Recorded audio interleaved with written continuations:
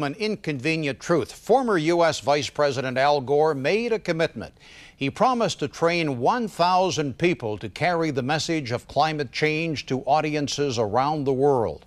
Montrealer Desiree McGraw is one of 20 Canadians who made the cut. More from Cindy Sherwin.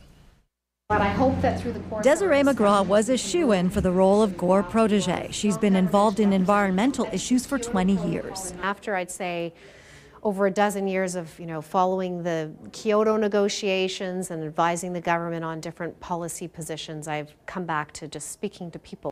She was one of 3 Montrealers chosen by Al Gore to learn how to deliver a live version of the slideshow featured in the movie An Inconvenient Truth. It was an incredible 3-day training because he's really a born teacher. I think he's found his true calling, and it was a seminar-like atmosphere where you could say, Mr. Gore, what about this? Her mandate is to give at least 10 free lectures and infuse the material with a local and Canadian perspective.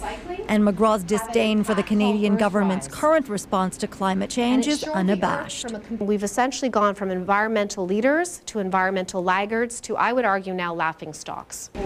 For the most part, here at Centre Greene on Greene Avenue, McGraw was preaching to converted. Greenhouse gases are an inexplicable consequence of all the use of fossil fuels. So somehow we all have to get on the bandwagon of finding alternate methods. I think it's very important that she get it across, especially to those people who are skeptics. I think there's no doubt that we've got substantial change in the environment, in our climate.